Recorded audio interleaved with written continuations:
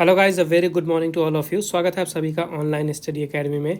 आज डेट है 8 मई 2021 और इस वीडियो में हम डिस्कस करेंगे आज के इंपॉर्टेंट करंट अफेयर्स। और वीडियो में लास्ट तक जरूर बने रहिएगा क्योंकि जितने भी स्टैटिक पॉइंट है वो सभी इसमें हम कवर करेंगे। तो आइए शुरू करते हैं।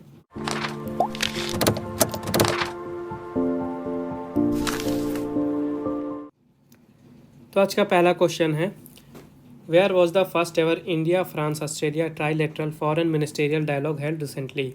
हाल ही में पहला भारत फ्रांस ऑस्ट्रेलिया त्रिपक्षीय विदेश मंत्री स्तरीय संवाद कहाँ आयोजित किया गया। तो अभी हाल ही में लंदन में आयोजित किया गया है पहला भारत फ्रांस ऑस्ट्रेलिया त्रिपक्षीय विदेश मंत्री स्तरीय संवाद। ठीक है, लंदन याद रखिएगा। तो ये सबसे पहला संवाद है तीनों देशों के बीच में, भारत फ्रांस और ऑस्ट्रेलिया के बीच में, याद रखिएगा। और यूके में लंदन में अभी प्रेजेंट में G7 की फॉरेन मिनिस्टर्स की मीटिंग चल रही है, उसी के साइडलाइन यानी उसी के साथ ही साथ इस संवाद को भी कराया गया है। तो इस मीटिंग में भारत की तरफ से प्रेजेंट रहे भारत के external affair minister doctor S Jaishankar ji. ठीक है, और यहाँ पे 3 प्रायोरिटीज़ पे बात की गई जो कि है मैरीटाइम सिक्योरिटी, इन्वायरमेंट और मल्टीलेटरिज्म में। ठीक है, मल्टीलेटरलिज्म का मतलब होता है बहुपक्षीय सहयोग। बात कर लेते हैं फ्रांस की। यहाँ की कैपिटल है पेरिस, प्रेसिडेंट है इमैनुअल मैक्रोन, प्राइम मिनिस्टर हैं जीन कास्टेक्स और करेंसी है यूरो। और ऑस्ट्रेलिया की बात करें तो यहाँ की कैपिटल है कैनबेरा, प्राइम मिनिस्टर हैं स्कॉट मॉरिसन और करेंसी है ऑस्ट्रेलियन डॉलर। अगला क्वेश्चन है, which country has presided the 2021 G20 tourism ministers meeting. किस देश ने 2021 G20 पर्यटन मंत्रियों की बैठक की अध्यक्षता की है। तो अभी हाल ही में इटली की अध्यक्षता में की गई है 2021 की पर्यटन मंत्रियों की बैठक। ठीक है, इटली की अध्यक्षता में की गई है। और भारत की तरफ से यहाँ पे भारत के जो मिनिस्टर ऑफ स्टेट हैं टूरिज़्म के और कल्चर के, श्री प्रहलाद सिंह पटेल जी, इन्होंने वर्चुअली पार्टिसिपेट किया इस मीटिंग में। और इस मीटिंग की अध्यक्षता की है जो इटली के मिनिस्टर ऑफ टूरिज़्म हैं मासिमो गारावागलिया ने। ठीक है, बात कर लेते हैं G20 की, जहाँ के मंत्रियों की ये बैठक हुई थी। तो G20 यानी ग्रुप ऑफ 20 कहा जाता है और यहाँ पे 19 कंट्रीज़ और साथ ही में यूरोपियन यूनियन ये मेंबर्स होते हैं। ठीक है, टोटल 20। तो 19 कंट्रीज़ कौन कौन सी हैं? Argentina, Australia, Brazil, Canada, China, France, Germany, India, Indonesia, Italy, Japan, South Korea, Mexico, Russia, Saudi Arabia, South Africa, Turkey, UK और यूएस। ये हो गई 19 कंट्रीज़ और इनके साथ ही यूरोपियन यूनियन। ठीक है, तो G20 की स्थापना हुई थी 1999 में। 2021 की जो अध्यक्षता है इसकी, ये है इटली के पास। इसी कारण से ये मीटिंग इटली में कराई गई है। यहाँ के चेयरमैन हैं मारियो द्राघी, जो कि इटली के प्राइम मिनिस्टर हैं। और एक पॉइंट ये याद रखिएगा कि 2022 में G20 की अध्यक्षता चली जाएगी इंडोनेशिया के पास। तो ये 2 पॉइंट आपको याद रखना है। नेक्स्ट क्वेश्चन है, who has sworn in as chief minister of Puducherry. Puducherry के मुख्यमंत्री के रूप में किसने शपथ ली है। तो अभी हाल ही में एन रंगासामी ने पुडुचेरी के मुख्यमंत्री के रूप में शपथ ली है और ये पुडुचेरी के नए मुख्यमंत्री बन गए हैं। ठीक है, इनको शपथ दिलाई है जो वहाँ के लेफ्टिनेंट गवर्नर हैं तमिलिसाई सुंदराराजन जी ने। ठीक है, याद रखिएगा, इनको अतिरिक्त चार्ज दिया गया है पुडुचेरी के लेफ्टिनेंट गवर्नर का। और जो एन रंगासामी हैं, इनकी पार्टी का नाम है ऑल इंडिया NR कांग्रेस। ठीक है, इस पार्टी के प्रेसिडेंट है ये और हाल ही में ये पुडुचेरी के चीफ मिनिस्टर बन गए हैं। यहाँ की कैपिटल है पौंडीचेरी और लेफ्टिनेंट गवर्नर है तमिलिसाई सुंदराराजन। नेक्स्ट क्वेश्चन है, what is the name of recently found oldest human burial site in Africa. हाल ही में अफ्रीका में पाए गए सबसे पुराने मानव दफन स्थल का नाम क्या है। तभी हाल ही में अफ्रीका में सबसे पुराना मानव दफन स्थल खोजा गया है। ठीक है, इसका नाम दिया गया है वैज्ञानिकों के द्वारा पेंगा या सैदी। ठीक है, याद रखिएगा, पेंगा या सैदी। तो बताया जा रहा है कि ये जो स्थल है ये लगभग 78,000 साल पुराना है। इसका नाम दिया गया है पेंगा या सैदी। तो साइंटिस्ट को क्या है कि एक चाइल्ड का वहाँ पे रिमेन यानी कंकाल मिले थे जिसकी उम्र 2 से 3 साल थी और उसी के कारण इस जगह की खोज हो पाई है। तो जो कंकाल पाया गया है वहाँ पे चाइल्ड का, इसका भी नाम याद रखिएगा, इसको भी निक नेम दिया गया है। इसको नाम दिया गया है एम टोटो। ठीक है, ये दोनों नाम आपको याद रखना है। जो चाइल्ड के रिमेन्स मिले हैं उसको एम टोटो नाम दिया गया है और जो स्थल मिला है इसको नाम दिया गया है पेंगा या सैदी। नेक्स्ट क्वेश्चन है, in which bank the cabinet has approved for strategic disinvestment and transfer of management control.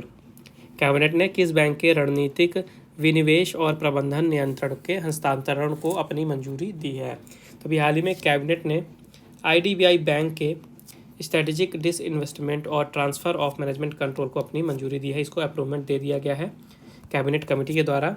तो जो IDBI बैंक है इसका 94% जो स्टेक है, इक्विटी है, ये भारत सरकार और LIC के द्वारा ग्रहण किया जाता है।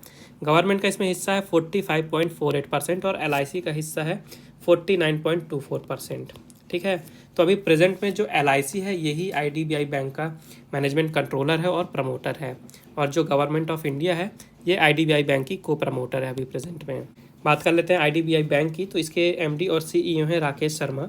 हेडक्वार्टर है मुंबई और इसकी स्थापना हुई थी 1964 में। यहाँ की टैगलाइन है बैंकिंग फॉर ऑल, आओ सोचे बड़ा, और बैंक ऐसा दोस्त जैसा। 3 टैगलाइन आपको याद रखनी है। नेक्स्ट क्वेश्चन है which bank has been selected by the national agriculture market to facilitate online transactions. राष्ट्रीय कृषि बाजार द्वारा ऑनलाइन लेन देन की सुविधा के लिए किस बैंक का चयन किया गया है।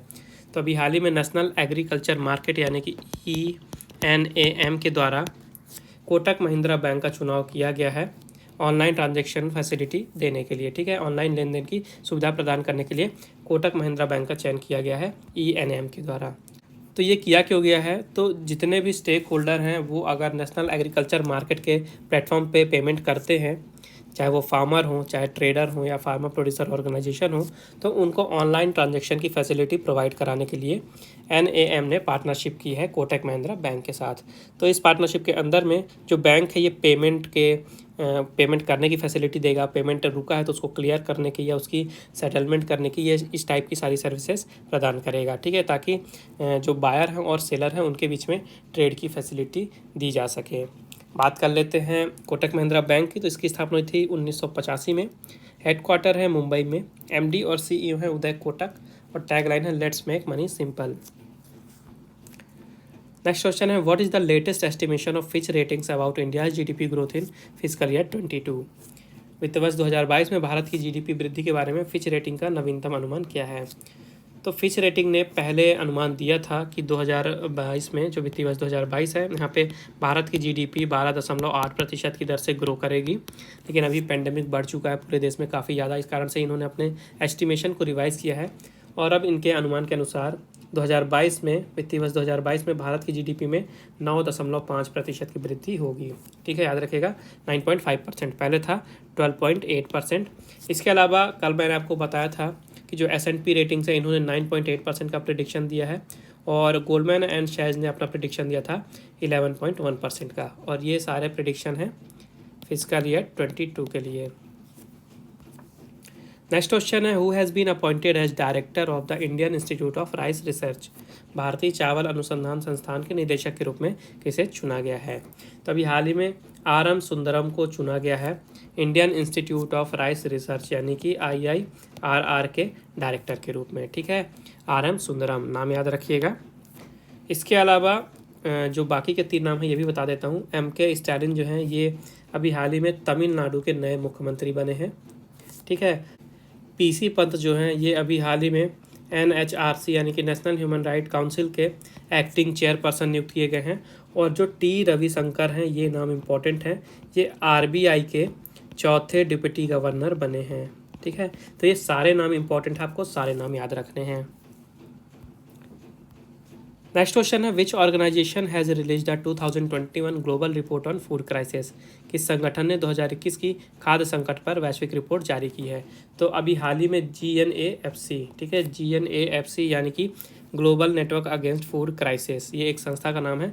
इन्होंने प्रकाशित की है 2021 की खाद्य संकट पर वैश्विक रिपोर्ट यानी कि 2021 global report on food crisis. तो इस रिपोर्ट में ये बताया गया कि 2020 में जब कोविड-19 आया, इसके कारण काफ़ी सारी दिक्कतें आई पूरे विश्व भर में, चाहे अलग अलग कॉन्फ्लिक्ट्स हुए हों, मौसम में ही बदलाव हुआ हो। ठीक है, इकोनॉमिक शॉक यानी कि जो इकोनॉमी है देशों की उसमें भी उतार चढ़ाव देखे गए। तो इन सारे रीज़न की वजह से लगभग 155 मिलियन पीपल ऐसे रहे पूरे विश्व भर में जिनको फूड इनसिक्योरिटी का सामना करना पड़ा, उनको हंगर का सामना करना पड़ा। 2019 के कंपैरिजन में बात करें तो ये संख्या 20 मिलियन ज़्यादा है। ठीक है, ये चीज़ बताई गई है इस रिपोर्ट में। और जो GNAFC है यानी कि global network against food crisis, ये क्या है, तो ये एक इनिशिएटिव, एक संस्था है जो कि यूरोपियन यूनियन, यूनाइटेड नेशंस के फूड एंड एग्रीकल्चर ऑर्गेनाइजेशन और वर्ल्ड फूड प्रोग्राम के द्वारा लॉन्च की गई थी, तीनों के द्वारा। कब, 2016 में जो वर्ल्ड ह्यूमैनिटेरियन समिट हुआ था उस दौरान। नेक्स्ट अपडेट है, who has won the best actor award eight New York city international film festival. New York city international film festival में सर्वश्रेष्ठ अभिनेता का पुरस्कार किसने जीता है। तो अभी हाल ही में New York city international film festival दिए गए हैं और वहाँ पे बेस्ट एक्टर का अवार्ड जीता है अनुपम खेर ने। ठीक है, याद रखेगा, अनुपम खेर ने जीता है बेस्ट एक्टर का अवार्ड और इन्हें ये अवार्ड दिया गया है इनकी शॉर्ट फिल्म के लिए। शॉर्ट फिल्म का नाम याद रखेगा हैप्पी बर्थडे, ये शॉर्ट फिल्म का नाम था। ठीक है, तो बेस्ट एक्टर का अवार्ड तो मिला ही है अनुपम खेर जी को। इसके अलावा जो इनकी शॉर्ट फिल्म थी इसे भी बेस्ट शॉर्ट फिल्म का अवार्ड दिया गया है। तो 2 अवार्ड आपको याद रखने हैं, एक अनुपम खेर का अवार्ड और एक हैप्पी बर्थडे का अवार्ड। नेक्स्ट क्वेश्चन है, who has been honoured with icon award at 2021 billboard music awards. 2021 billboard music awards में आइकन अवार्ड से किसे सम्मानित किया गया है। तो एक सिंगर हैं पिंक। ठीक है, पिंक सिंगर का नाम है। इनको अभी हाल ही में 2021 बिलबोर्ड म्यूजिक अवार्ड से सम्मानित किया गया है, ध्यान रखिएगा।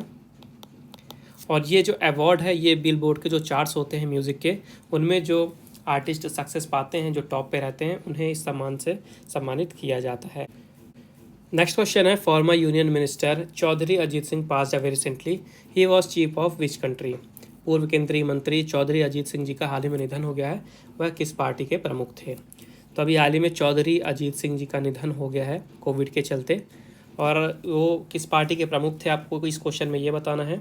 इसका राइट आंसर है राष्ट्रीय लोकदल, ऑप्शन नंबर ए, ये राष्ट्रीय लोकदल के चीफ थे। ठीक है, तो जो भारत के पूर्व प्राइम मिनिस्टर थे चौधरी चरण सिंह जी, इन्हीं के पुत्र थे ये चौधरी अजीत सिंह जी, और ये चीफ भी थे राष्ट्रीय लोकदल के। इसके अलावा ये यूनियन मिनिस्टर भी रह चुके हैं। ठीक है, कौन कौन से मिनिस्ट्री में रहिए, तो 1995 से 1996 में ये फूड मिनिस्टर थे भारत में, यूनियन फूड मिनिस्टर। इसके अलावा 2001 से 2003 के बीच में ये मिनिस्टर ऑफ एग्रीकल्चर थे। 2011 से 2014 के बीच में ये मिनिस्टर ऑफ सिविल एविएशन थे। 1989 से 1990 के बीच में ये minister of commerce and industry भी रह चुके हैं। तो हाल ही में इनका निधन हो गया। आपको इनका नाम, इनकी पार्टी का नाम और कौन कौन सी मिनिस्ट्री में इन्होंने कार्य किया है, कब तक, ये पॉइंट याद रखने हैं आपको। तो अब समय आज के क्विज़ का। आज के क्विज़ का क्वेश्चन है, who has won the F1 Portuguese grand prix 2021। आपको बताना है F1 पुर्तगाली ग्रैंड प्रिक्स 2021 किसने जीता है। 13 है आपके ऑप्शन, मेक श्योर आंसर जरूर दें कमेंट बॉक्स में। और इसके अलावा अगर आपको कोई प्रॉब्लम है, कोई डाउट है, आपका कोई सजेशन है, तो आप बिल्कुल मुझे कमेंट बॉक्स में बता सकते हैं। कल के वीडियो में मैंने आपसे पूछा था, विच स्टेट हैज़ लॉन्च्ड मुख्यमंत्री चिरंजीवी स्वास्थ्य बीमा योजना। हाल ही में किस राज्य में मुख्यमंत्री चिरंजीवी स्वास्थ्य बीमा योजना शुरू की गई है। तो इसका राइट आंसर था राजस्थान। राजस्थान में शुरू की गई है मुख्यमंत्री चिरंजीवी स्वास्थ्य बीमा योजना। तो ये थे आज के important current affairs. I hope आपको इसको लगे होंगे। वीडियो पसंद आई है तो वीडियो को लाइक ज़रूर करें, ज़्यादा से ज़्यादा शेयर करें अपने दोस्तों के साथ और चैनल को सब्सक्राइब जरूर करें। नोटिफिकेशन आपको मिलती रहे इसलिए मेक श्योर बेल आइकन जरूर दबाइएगा। और PDF की लिंक आपको नीचे डिस्क्रिप्शन में मिल जाएगी, आप वहाँ से डाउनलोड कर सकते हैं। फिर मिलते हैं कल कुछ नए करंट अफेयर्स के साथ। तब तक के लिए take care and thank you guys.